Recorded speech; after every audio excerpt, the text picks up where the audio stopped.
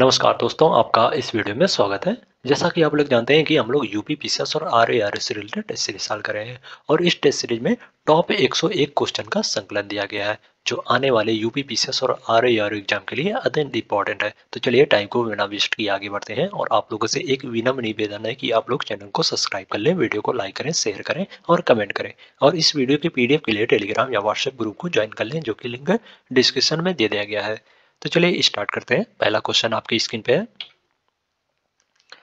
सकल घरेलू उत्पाद जीडीपी के संदर्भ में निम्नलिखित में से कौन सा कथन सही है? पहला कथन है नॉमिनल जीडीपी वर्तमान वर्ष की कीमतों पर वर्तमान वर्ष के दौरान कुल आर्थिक उत्पादन का मौद्रिक मूल है। और दूसरा कथन है वास्तविक जीडीपी वर्तमान वर्ष में मूल्यांकित वस्तुओं और सेवाओं की कीमतों पर वर्तमान वर्ष उत्पादन को संदर्भित करती है। नीचे दिए गए गुण से सही उत्तर का चयन कीजिए। जो नॉमिनल जीडीपी है वो वर्तमान वर्ष की कीमतों पर वर्तमान वर्ष के दौरान कुल आर्थिक उत्पादन का मौद्रिक मूल होता है। तो इसका जो कथन एक है वो सही हो जाएगा इसमें। और वास्तविक जीडीपी जो है वो वर्तमान वर्ष में मूल्यांकित वस्तुओं और सेवाओं की कीमतों पर वार्षिक वर्ष उत्पादन को संदर्भित करता है, न कि वर्तमान वर्ष के, या जो वार्षिक वर्ष उत्पादन को संदर्भित करता है। तो इसका जो कथन दो है वो गलत हो जाएगा। तो इसमें केवल एक सही है, तो इसका जो ऑप्शन सी है वो सही हो जाएगा इसमें। नेक्स्ट क्वेश्चन है प्रायोज्य आय के संबंध में निम्नलिखित में से कौन सा संबंध सही है? प्रायोज्य आय जो होता है वो व्यक्तिगत आय माइनस व्यक्तिगत कर भुगतान माइनस गैर कर भुगतान, ये जो प्रायोज्य आय होता है। ओके, प्रायोज्य आय जो व्यक्तिगत आय माइनस व्यक्तिगत कर भुगतान माइनस गैर कर भुगतान, ये जो प्रयोज्य आय इसको संदर्भित करता है। तो इसका जो ऑप्शन बी है वो सही हो जाएगा इसमें। नेक्स्ट क्वेश्चन है जन योजना यानी पीपुल्स प्लान्स को तैयार किया गया था। जन योजना जो है वो एम एन राय द्वारा जो जन योजना को तैयार किया गया था 1945 में। ओके, जन योजना पीपुल्स प्लान को एम एन राय द्वारा तैयार किया गया था। तो इसका जो ऑप्शन ए है वो सही हो जाएगा इसमें। नेक्स्ट क्वेश्चन है गरीबी हटाओ के उद्देश्य से संबंधित पंचवर्षीय योजना का अंतिम मसौदा तैयार किया गया था। गरीबी हटाओ के उद्देश्य से संबंधित पंचवर्षीय योजना का अंतिम मसौदा जो है वो डीपी धर द्वारा जो है तैयार किया गया था, जिसका जो ऑप्शन बी है वो सही हो जाएगा इसमें। नेक्स्ट क्वेश्चन है निम्नलिखित में से किस पंचवर्षीय योजना का लक्ष्य तीव्र और अधिक समावेशी विकास था? 11वीं पंचवर्षीय योजना का उद्देश्य जो था वो लक्ष्य जो था 11वीं पंचवर्षीय योजना का लक्ष्य जो था वो तीव्र और आर्थिक समावेशी विकास था। तो इसका जो ऑप्शन सी है वो सही हो जाएगा इसमें। नेक्स्ट क्वेश्चन है विश्व व्यापार संगठन डब्ल्यूटीओ के संदर्भ में निम्नलिखित में से कौन सा कथन सही है? पहला कथन है डब्ल्यूटीओ की स्थापना मराकेश समझौते के तहत की गई थी। और दूसरा कथन है अंकोंजी इवेला डब्ल्यूटीओ की महानिदेशक के रूप में कार्यभार संभालने वाली दूसरी महिला है। नीचे दिए गए कूट का प्रयोग कर सही उत्तर का चयन कीजिए।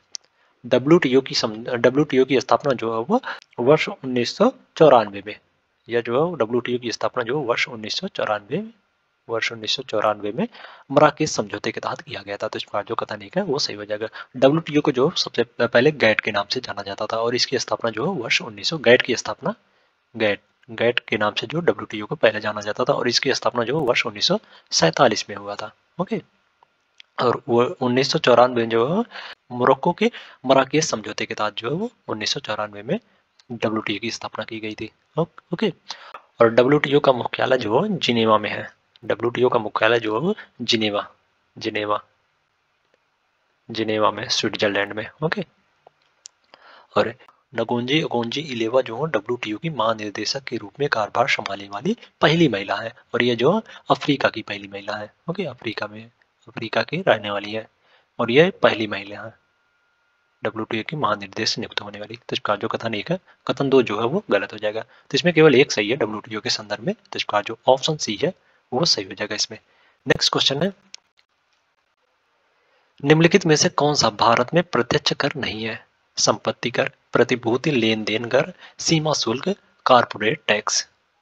जो सीमा शुल्क है वो प्रत्यक्ष कर नहीं है, या जो अप्रत्यक्ष कर है। सीमा शुल्क जो अप्रत्यक्ष कर है। संपत्ति कर, प्रतिभूति लेन देन कर, कॉर्पोरेट टैक्स, ये सभी जो है वो प्रत्यक्ष कर के उदाहरण है। ओके, अप्रत्यक्ष कर के उदाहरण जो है वो सीमा शुल्क, service tax, sale tax, value added tax, VAT, ये सभी जो हो अप्रत्यक्ष कर के उदाहरण है। तो इसका जो ऑप्शन सी है वो सही हो जाएगा इसमें।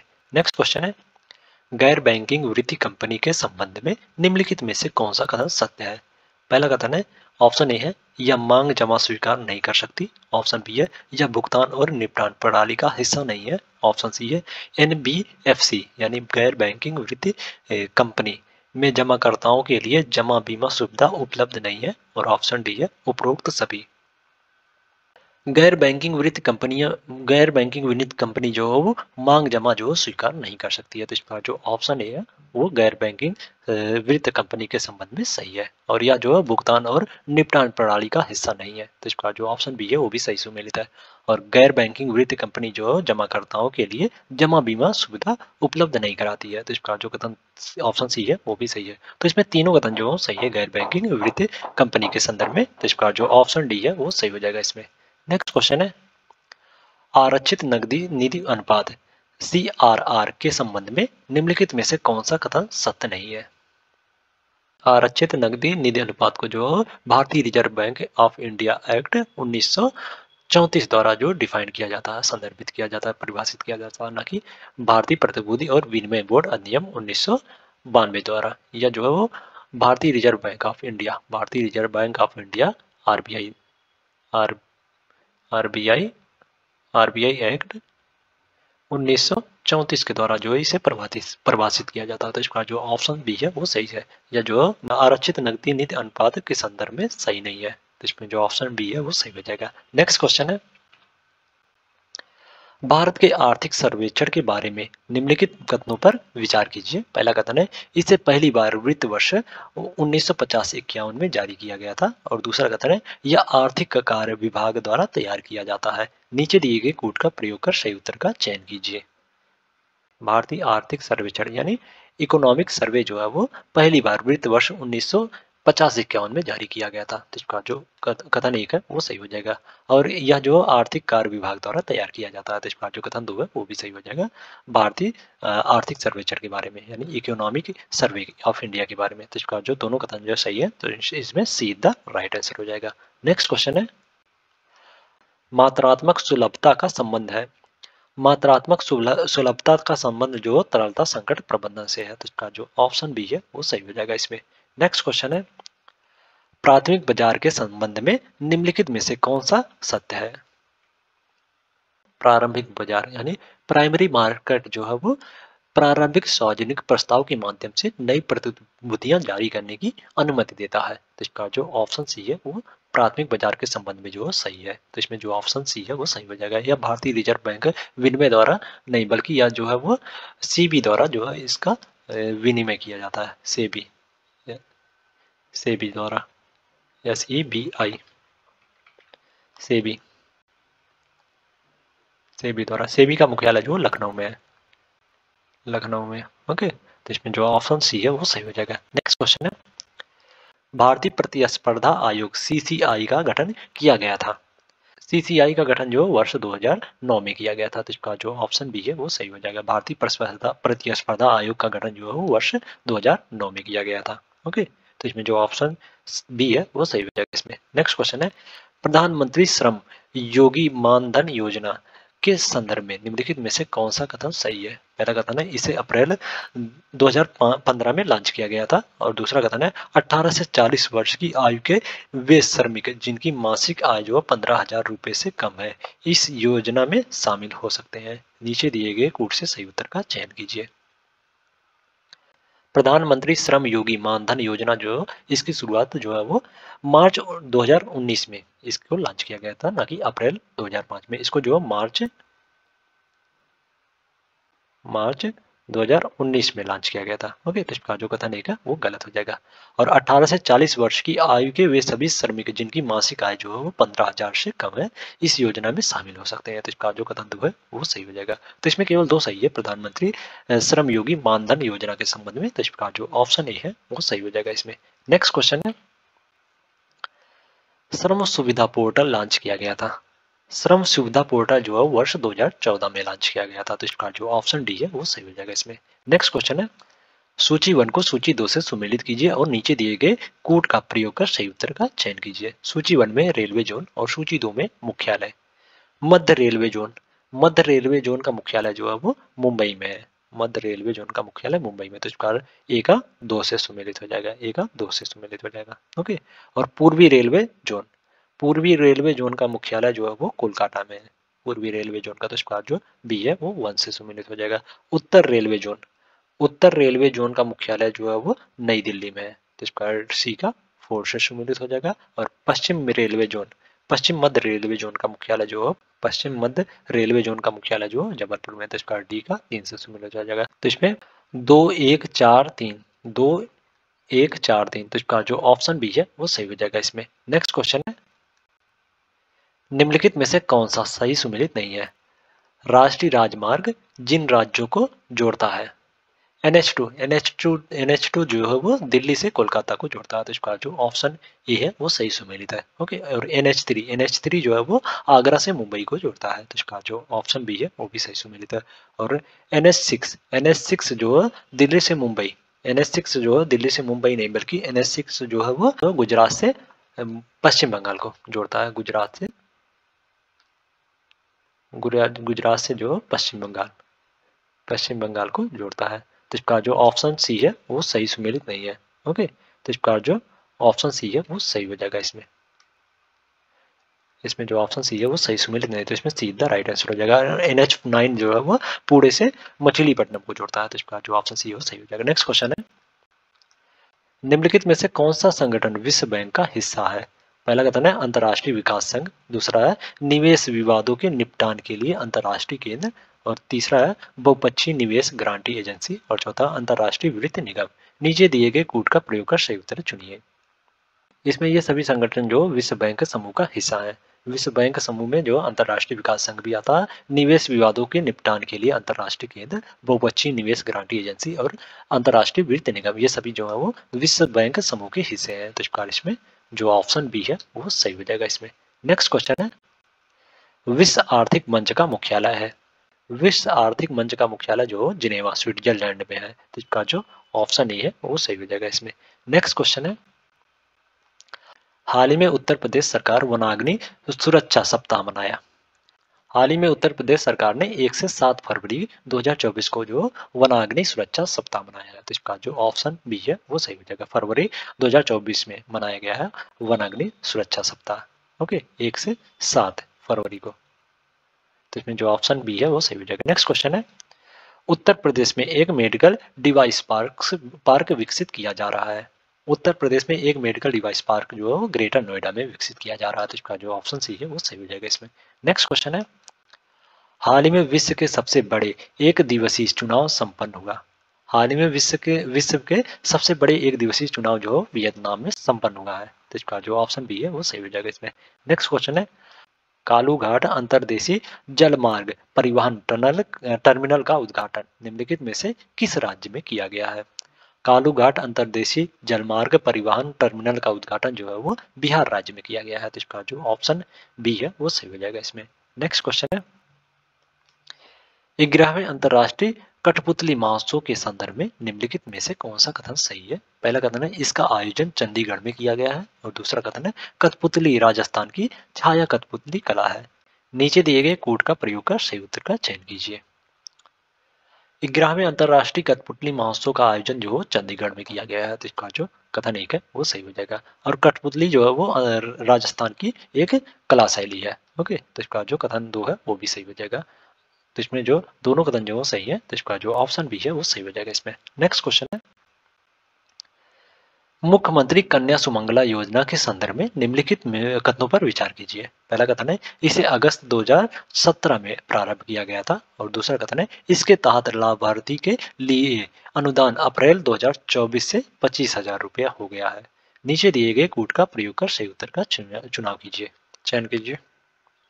मुख्यमंत्री कन्या सुमंगला योजना का शुभारंभ जो है वो अक्टूबर 2019 में किया गया था, ना कि अगस्त 2017 में। ये जो अक्टूबर 2019 में इसका शुभारंभ किया गया था, तो इसका जो कथन एक है, कथन एक जो है वो गलत हो जाएगा इसमें। ओके, और इसके तहत लाभार्थी के लिए अनुदान जो है अप्रैल 2024 से 25,000 रुपया हो गया। पहले यह जो 2024 से पहले जो है अप्रैल 2024 से पहले इसका धनराशि जो अनुदान मिलता था लाभार्थी को वो 15,000 था। अब यह जो है बढ़कर 25,000 हो गया है। ओके, तो इसका जो कथन 1-2 है वो सही है। तो इसमें तो केवल 2 सही है, मुख्यमंत्री कन्या सुमंगला योजना के संदर्भ में। तो इसका जो ऑप्शन सी है वो सही हो जाएगा इसमें। नेक्स्ट क्वेश्चन है,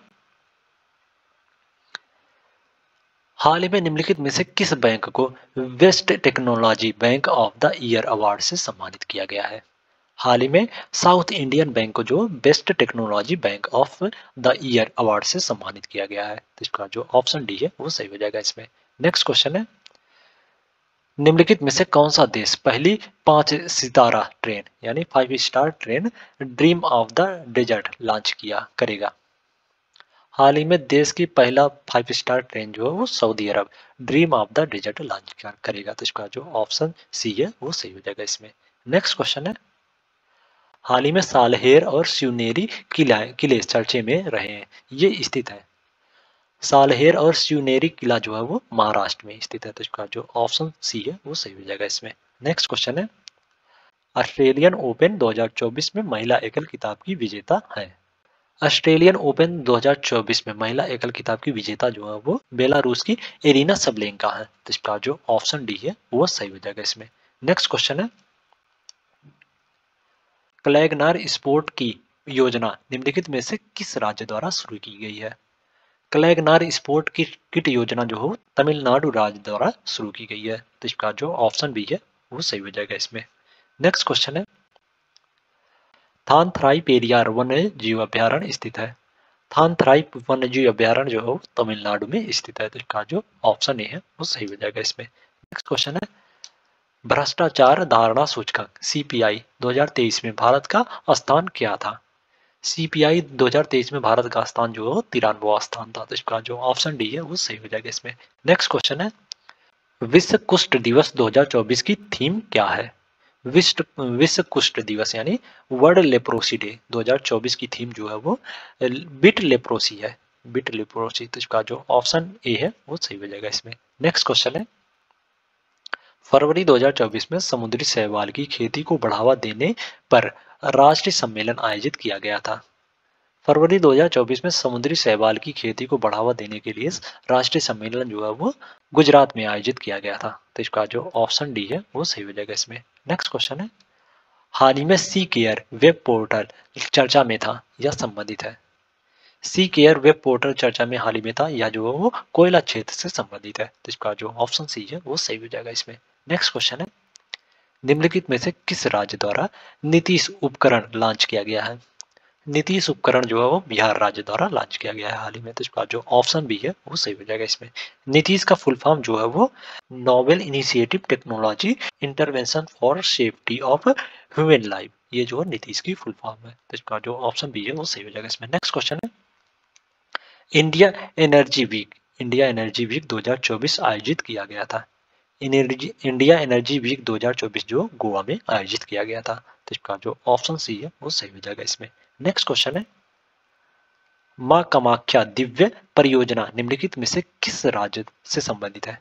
मां कामाख्या दिव्य परियोजना जो असम राज्य से संबंधित है। तो इसका जो ऑप्शन बी है ऑप्शन डी है वो सही हो जाएगा इसमें। नेक्स्ट क्वेश्चन है, सदा तंसीक भारत और किस देश के बीच एक संयुक्त सैन्य अभ्यास है? सदा तंसीक जो है वो भारत और सऊदी अरेबिया के बीच एक संयुक्त सैन्य अभ्यास है। तो इसका जो ऑप्शन बी है वो सही हो जाएगा इसमें। नेक्स्ट क्वेश्चन है, निम्नलिखित में से किसे भारत रत्न पुरस्कार 2024 से सम्मानित किया गया था? पीवी नरसिम्हा राव, चौधरी चरण सिंह, कर्पूरी ठाकुर, लाल कृष्ण अडानी।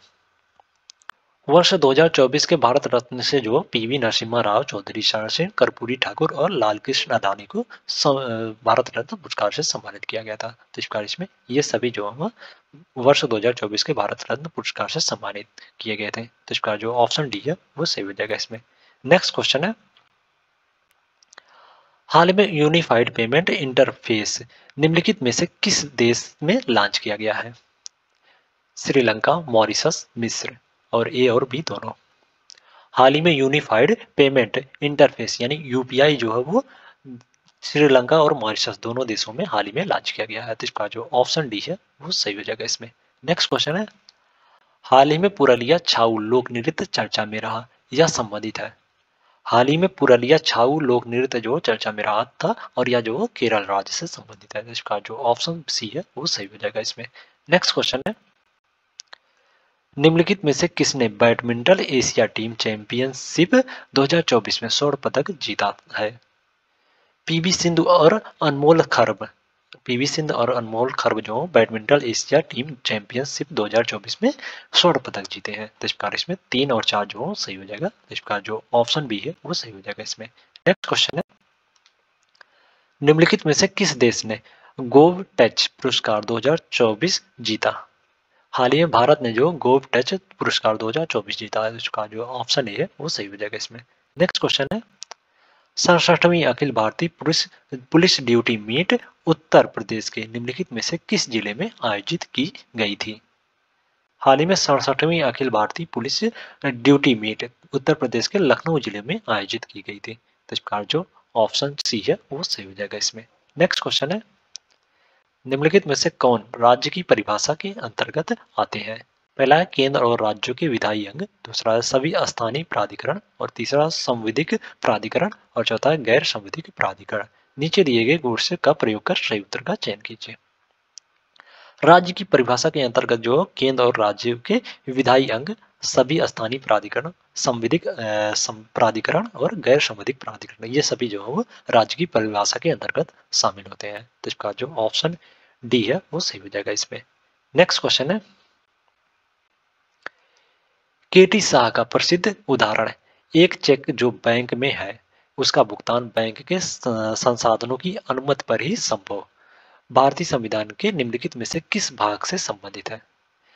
केटी शाह का यह प्रसिद्ध उदाहरण जो है वो राज्य की नीति निर्देशक तत्व से संबंधित है। तो इसका जो ऑप्शन सी है वो सही हो जाएगा इसमें। नेक्स्ट क्वेश्चन है, भारतीय संविधान की दूसरी अनुसूची निम्नलिखित की परिलब्धियों, पदों और विशेषाधिकारों से संबंधित नहीं है।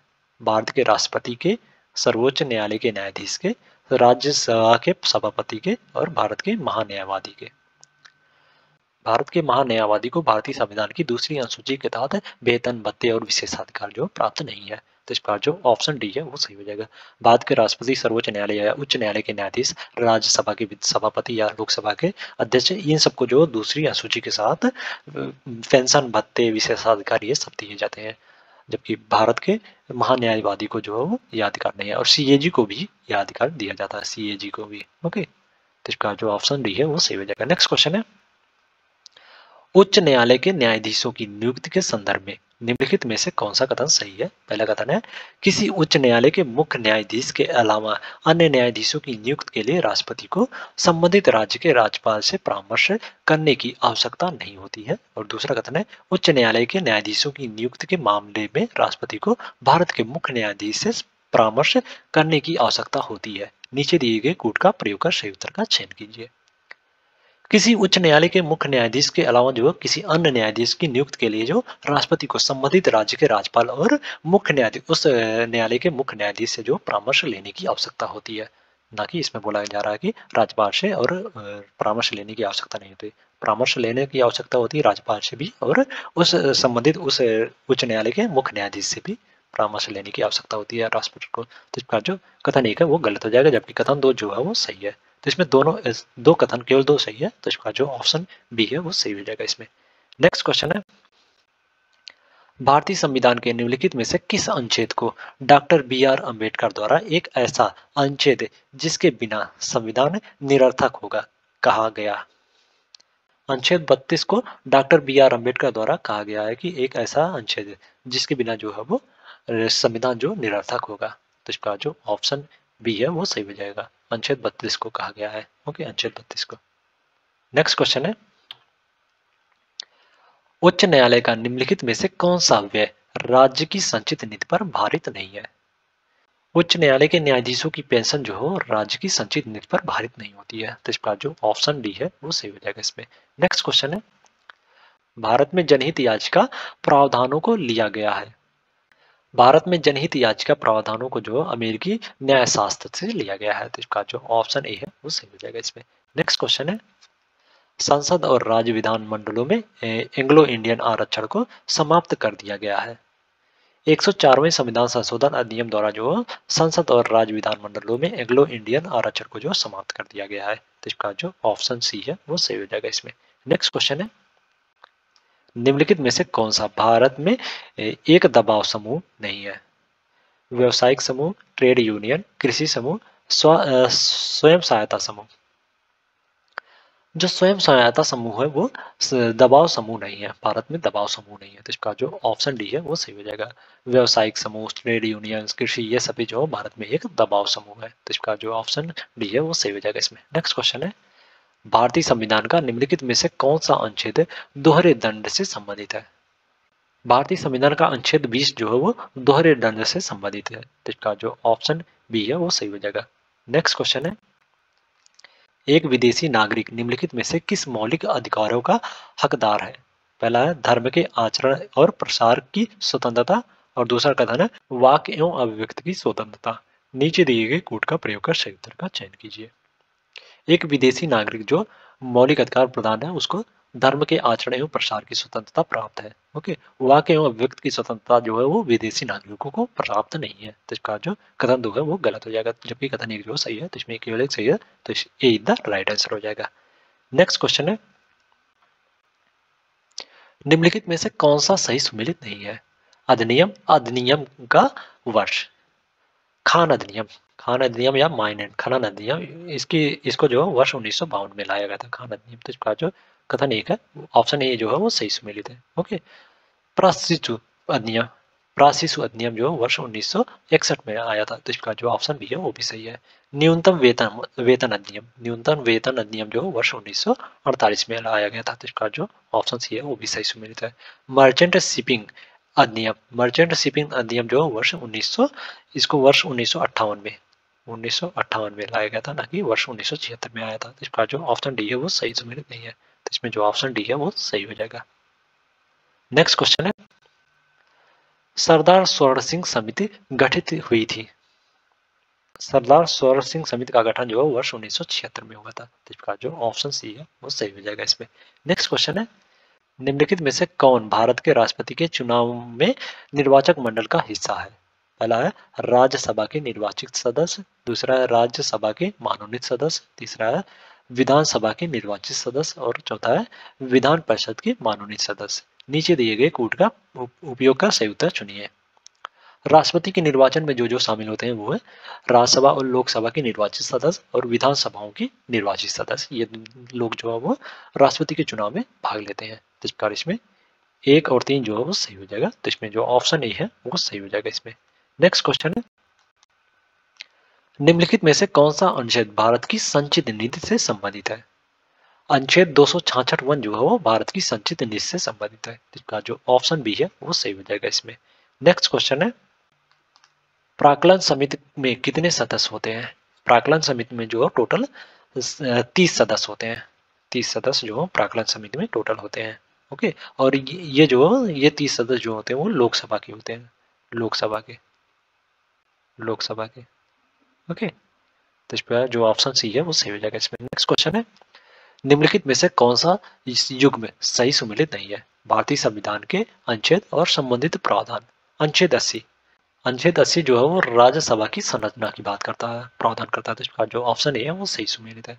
और अनुच्छेद 72 जो राष्ट्रपति की क्षमादान शक्ति से संबंधित है। तो इसका जो ऑप्शन बी है वो भी सही सुमेलित है।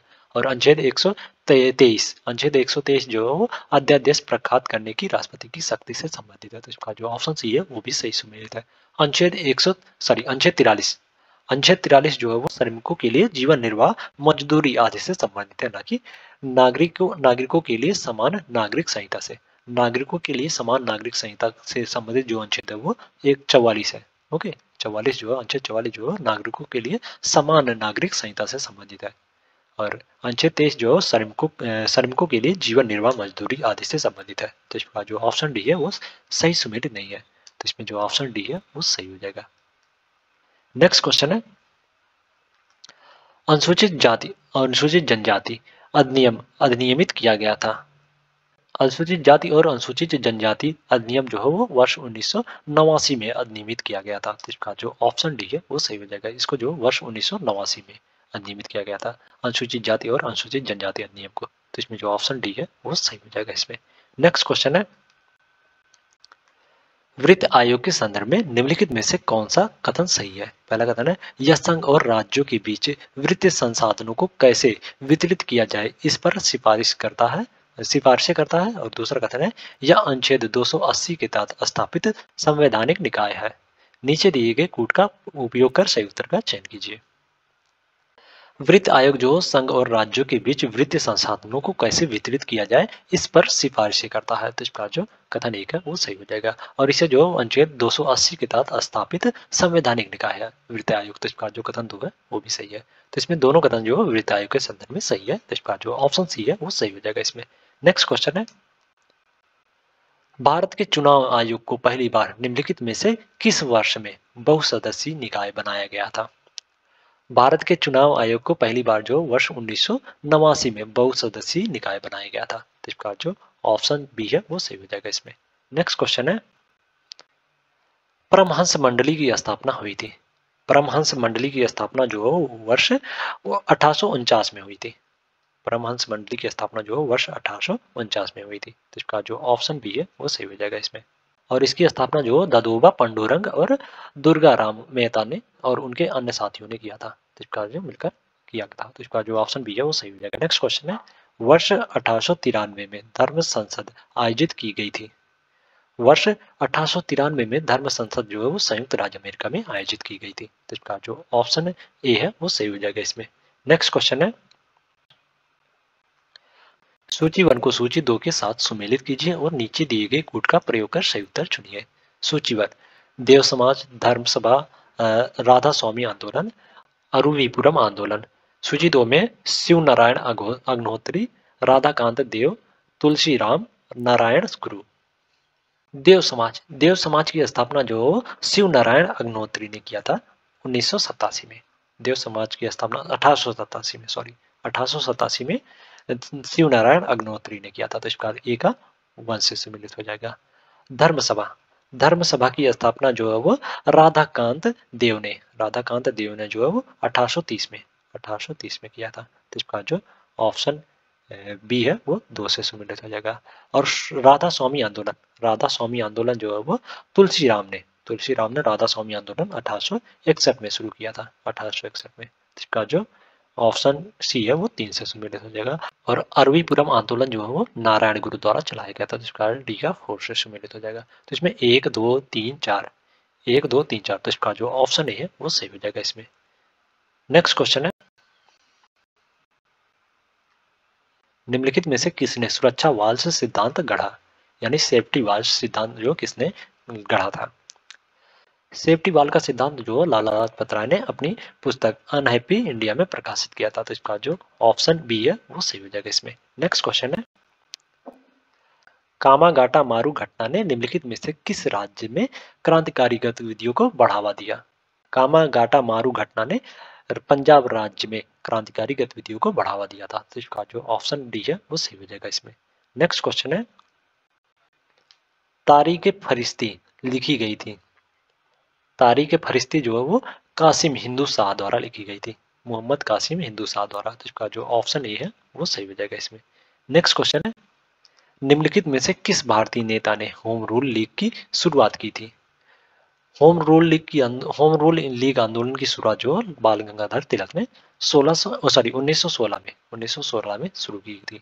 उसके बाद एनी बेसेंट ने भी होम रूल लीग आंदोलन शुरू किए थे। ये जो महाराष्ट्र में शुरू किए थे। तो इसका जो ऑप्शन बी है वो सही हो जाएगा इसमें। नेक्स्ट क्वेश्चन है, वहाबी आंदोलन की नींव रखी गई थी।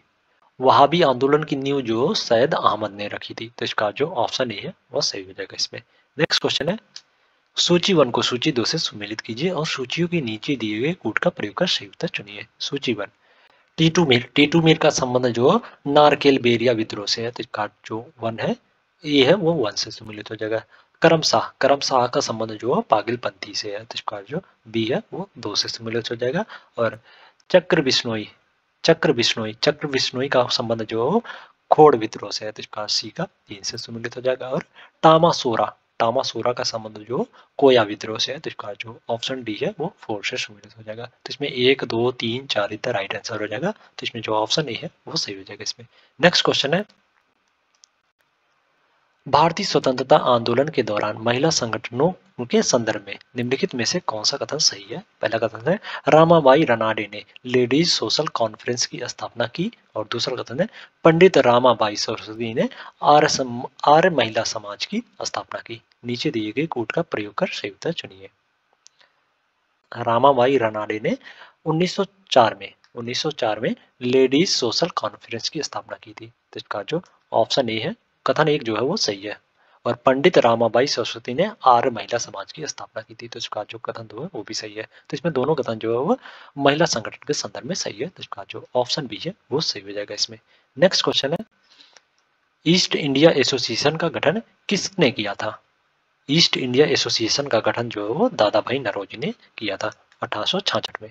1866 में दादा भाई नौरोजी द्वारा किया गया था। तो इसका जो ऑप्शन ए है वो सही हो जाएगा इसमें। नेक्स्ट क्वेश्चन है, बनारस में संस्कृत महाविद्यालय की स्थापना की गई थी।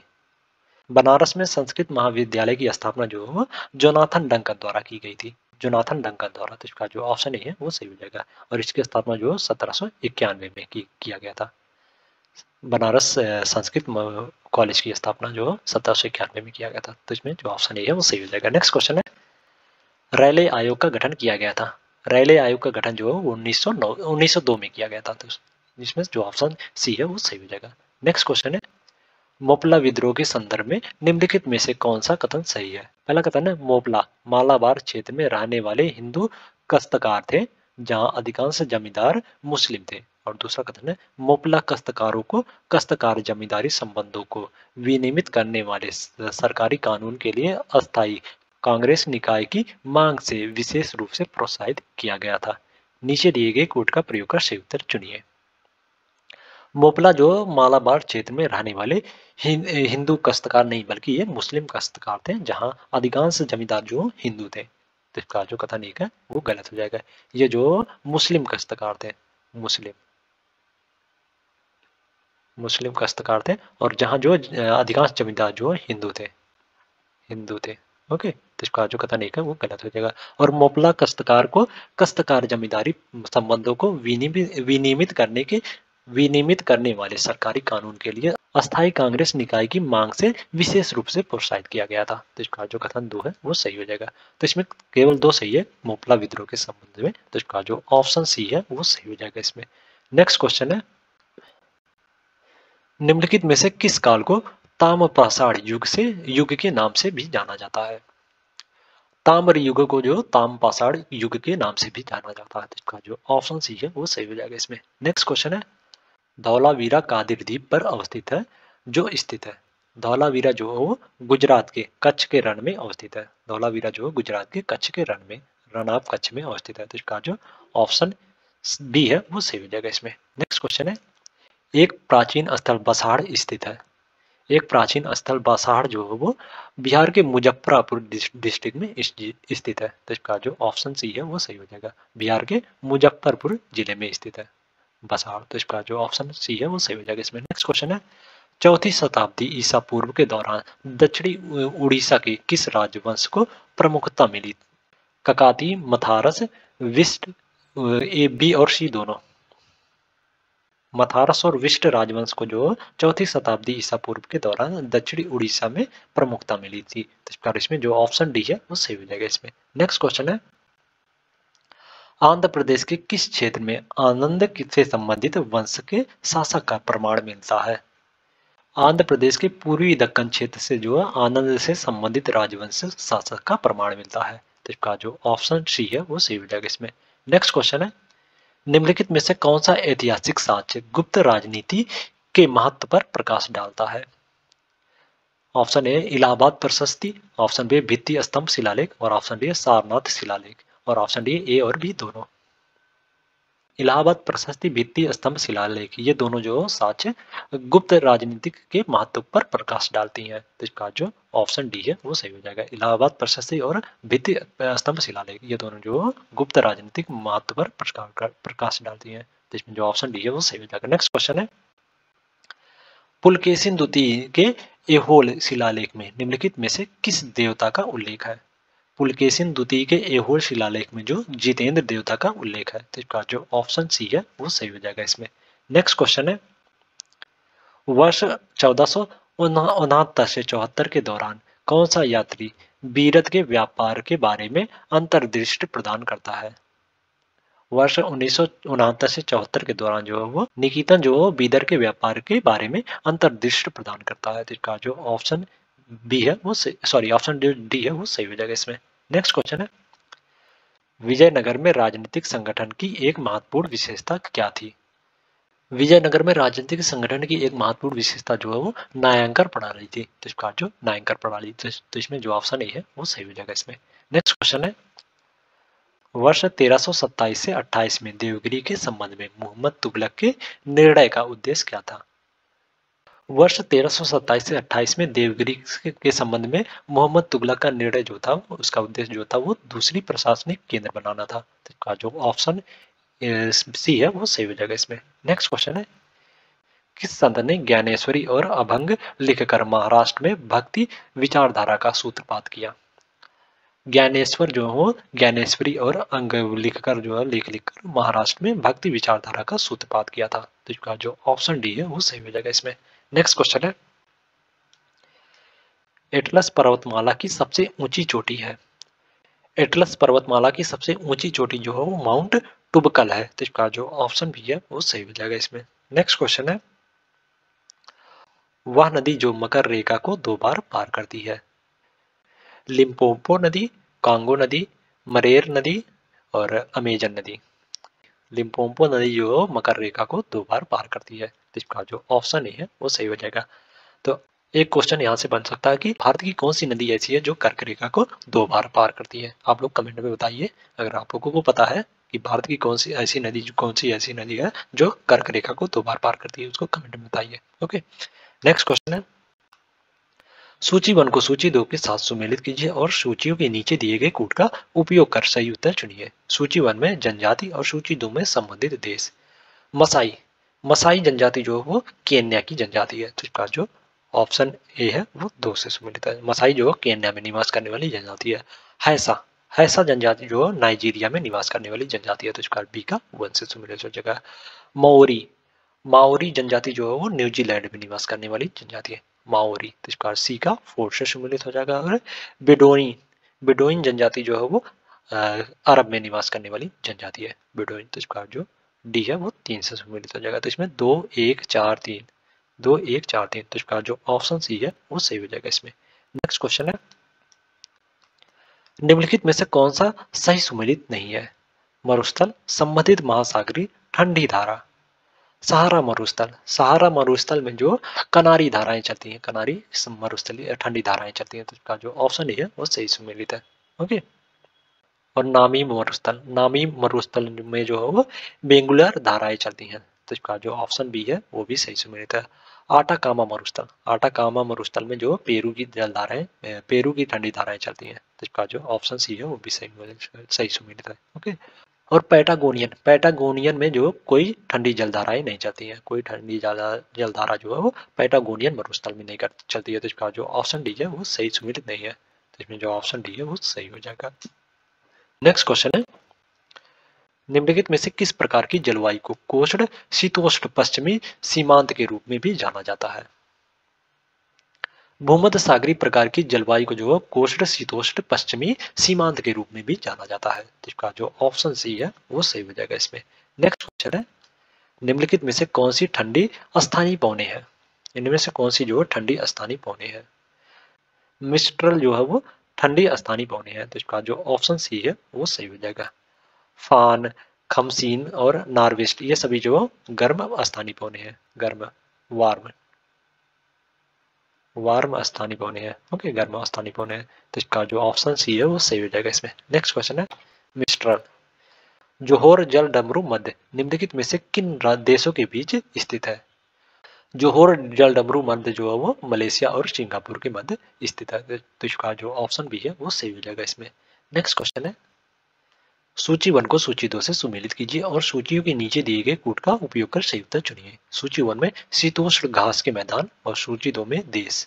पेयरी पेयरी घास का मैदान जो है वो पेयरी घास का मैदान वो नॉर्थ अमेरिका में है, यानी उत्तरी अमेरिका में जो पेयरी घास का मैदान है। तो इसका जो ऑप्शन ए है वो 3 से सुमेलित हो जाएगा। पंपास पंपास घास का मैदान जो है वो अर्जेंटीना में है, अर्जेंटीना नाम है। तो इसका जो ऑप्शन बी है वो 4 से सुमेलित हो जाएगा। डाउन्स डाउन्स घास का मैदान जो है वो ऑस्ट्रेलिया में है, ठंडी या घास शीतोष्ण घास का मैदान है डाउन्स ऑस्ट्रेलिया की। तो इसका जो ऑप्शन सी है वो 1 से सुमेलित हो जाएगा।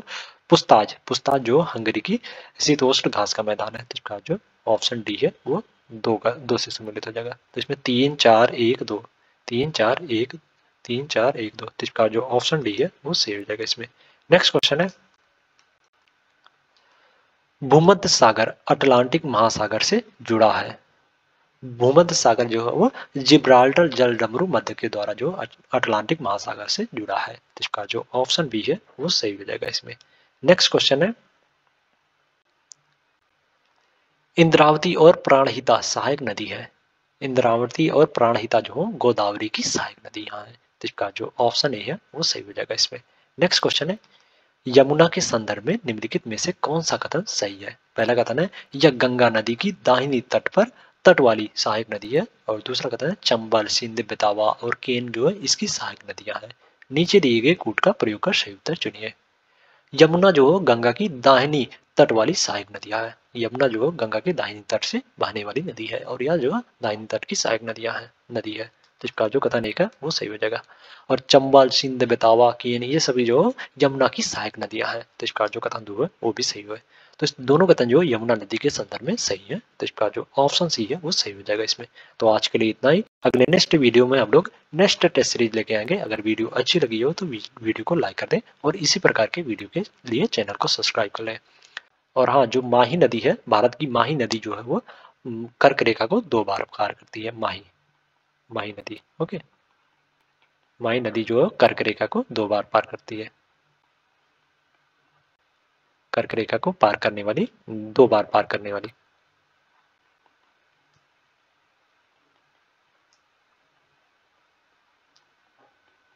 वाली नदी है। ओके, तो इसमें अगर वीडियो अच्छी लगी हो तो वीडियो को लाइक कर दीजिएगा। Thank you so much.